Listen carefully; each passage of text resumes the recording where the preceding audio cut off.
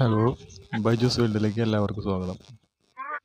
Hello, Byju's വേൾഡിലേക്ക് എല്ലാവർക്കും സ്വാഗതം. ഇപ്പോൾ കുറേ കാലമായിട്ട് വീഡിയോ ഇടാനായിട്ട് എനിക്ക് പറ്റാതെ വന്നു. കോഴികളുടെ ഇതിൻ്റെയൊക്കെ അപ്ഡേഷനായിട്ട് കുറേ ഞാൻ ഇട്ടിട്ടുണ്ട്. കുഞ്ഞുങ്ങളായി കൊണ്ടുവന്നതിൻ്റെയൊക്കെ അപ്ഡേഷൻ ഇട്ടിട്ടുണ്ടായിരുന്നു. അപ്പോൾ അതിൻ്റെ വീഡിയോസൊക്കെ ഞാൻ കുറേ ഇട്ടിരുന്നു. പിന്നീട് എനിക്കത് കണ്ടിന്യൂ ചെയ്യാൻ പറ്റിയില്ല. വർക്ക് ഇത്തിരി ദൂരേക്ക് ആയത് കാരണം വന്ന് പോകാനുള്ള സമയമൊക്കെ വ്യത്യാസമുണ്ട്. അപ്പോൾ അതുപോലെ തന്നെ വീഡിയോ പിടിച്ചതൊക്കെ ഇടാനായിട്ട് എഡിറ്റ് ചെയ്യാനായിട്ട് സമയം കിട്ടണില്ല. അപ്പോൾ അത് കാരണമാണ് ഇത്തിരി വൈകിപ്പോയത്.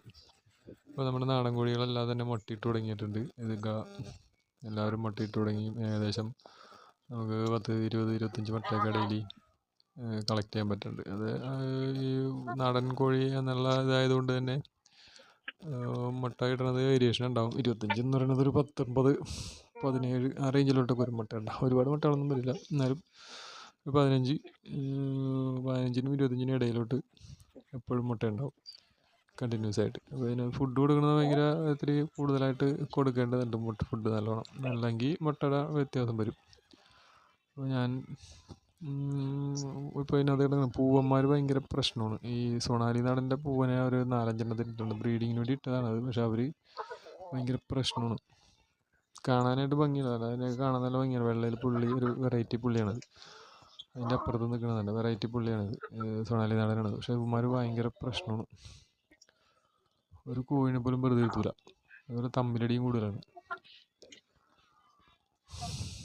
അപ്പോൾ അത് 40-41 കോഴിയോളം ഇതിലിപ്പോൾ നാടൻ കോഴിയും ഇതൊക്കെ ആയിട്ട് കിടപ്പുണ്ട്.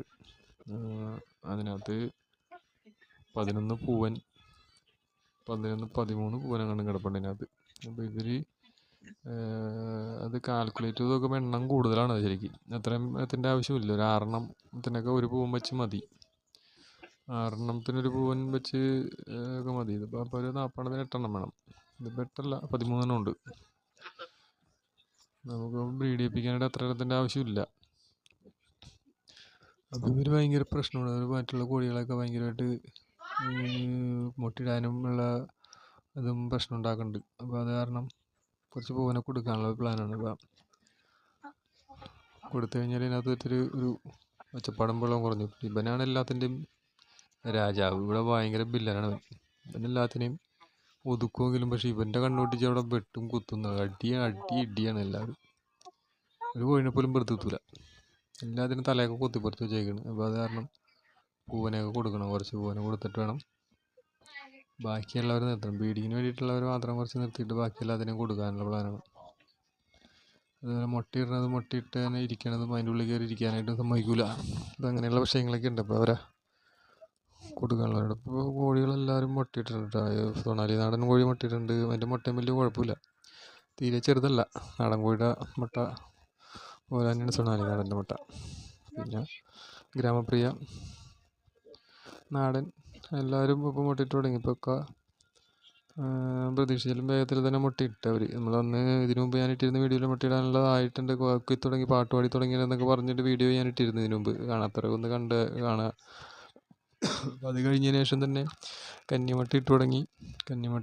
പിന്നെ അതിൻ്റെ വീഡിയോ ഇടാൻ പറ്റിയില്ല. കോഴി വളർത്തലിൻ്റെ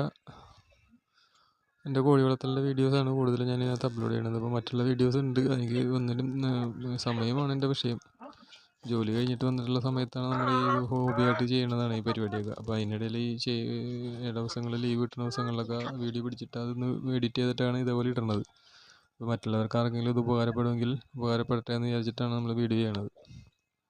കോഴി വളർത്തുന്നതിൻ്റെ കാര്യങ്ങളെക്കുറിച്ചിട്ടുള്ളത്. അപ്പോൾ കോഴി വളർത്തേണ്ട മരുന്നും കാര്യങ്ങളെക്കുറിച്ചിട്ടുള്ള വീഡിയോസൊന്നും ഇടാനായിട്ടുള്ള ഇത് കിട്ടാത്ത തന്നെയാണ്. അതിപ്പോൾ അത് ഷൂട്ട് ചെയ്യണം, വീഡിയോ പിടിക്കണം, അപ്പോൾ അതെടുത്ത് തരണം. അപ്പോൾ അതൊക്കെ സമയം കിട്ടില്ല. അതുകൊണ്ടാണ് അതൊന്നും ഇട്ട് തരാത്തത്. അപ്പോൾ ഇതിനടുത്തതിലൊക്കെ ഞാൻ വീഡിയോ ഇടാം. ഇനിയിപ്പോൾ എന്തൊക്കെയാണ് എങ്ങനെയൊക്കെയാണ് ചെയ്യേണ്ടതിനെ കുറിച്ചിട്ടുള്ള. അപ്പോൾ ഞാനിവിടെ ചെയ്യണത് കൂടുതൽ വലിയ കാര്യമായിട്ടുള്ള ഇതൊന്നും ചെയ്യാറില്ല. ഞാൻ പറഞ്ഞിട്ടുണ്ട്, ഇതിനു മുമ്പ് ഞാൻ വീഡിയോ ചെയ്തിട്ടുണ്ട്. അതിനകത്ത് ഈ അസുഖങ്ങൾ സ്റ്റാർട്ടിങ്ങിൽ വരുമ്പോൾ തന്നെ നമുക്ക് മനസ്സിലാവും. നമ്മൾ കോഴിനെ എപ്പോഴും നമ്മൾ ശ്രദ്ധിച്ച് കഴിഞ്ഞിട്ടുണ്ടെങ്കിൽ അറിയാൻ പറ്റും കോഴിക്ക് എന്തെങ്കിലും അസ്വസ്ഥതകളുണ്ടെങ്കിൽ അത് ഭക്ഷണം കഴിക്കില്ല, ഭക്ഷണം എടുക്കാതിരുന്ന് കഴിഞ്ഞാൽ അസുഖമാണെന്നുള്ളതാണ്. ഇപ്പോൾ കോഴികളൊന്ന് പിടിച്ചു നോക്കണം, ഒന്ന് തടവി നോക്കണം, ഒന്ന് തൊട്ട് നോക്കാം, തൊട്ട് നോക്കുമ്പോൾ അനങ്ങാണ്ടൊക്കെ നിൽക്കുന്ന കോഴികളാണെങ്കിൽ, ആക്റ്റീവ് അല്ലാത്ത കോഴികളാണെങ്കിൽ അത് അസുഖക്കാരാണ്, അവർക്ക് അസുഖമുണ്ട്. ഭക്ഷണം കഴിക്കാതെ നിന്ന് കഴിഞ്ഞാൽ ശ്രദ്ധിച്ച് നോക്കുക, എല്ലാ കോഴികളും വന്ന് ഭക്ഷണം കഴിക്കണ്ട. ഭക്ഷണം കഴിക്കണില്ലെങ്കിൽ ആറി നിൽപ്പുണ്ടെങ്കിൽ തീർച്ചയായിട്ടും അസുഖത്തിൻ്റെ തുടക്കമാണ്. സ്റ്റാർട്ടിങ്ങിൽ നമുക്ക് സിമ്പിളായിട്ട് പരിഹരിക്കാൻ പറ്റുന്ന കാര്യങ്ങളാണ് കോഴിക്കുള്ള അസുഖങ്ങളെല്ലാം. ഭക്ഷണം എടുക്കാതിരിക്കുക എന്നുള്ളതാണ് ഏറ്റവും ആദ്യം വരുന്ന പ്രശ്നം അവർക്ക്. അതിന് പരിഹരിക്കാൻ പറ്റിയ കാര്യമാണ് വേപ്പിൻ്റെ ഇല. ആര്യവേപ്പിൻ്റെ ഇല 2-3 ഇല ഇങ്ങനെ തൂങ്ങി നിൽക്കുമ്പോൾ, അല്ലെങ്കിൽ ഭക്ഷണം എടുക്കാതെ നിൽക്കുമ്പോൾ 2-3 ഇല 3 നേരം 2 ദിവസം കൊടുത്തു കഴിഞ്ഞാൽ തന്നെ കുറവുണ്ടാകും. അപ്പോൾ തന്നെ മാറ്റം വരും.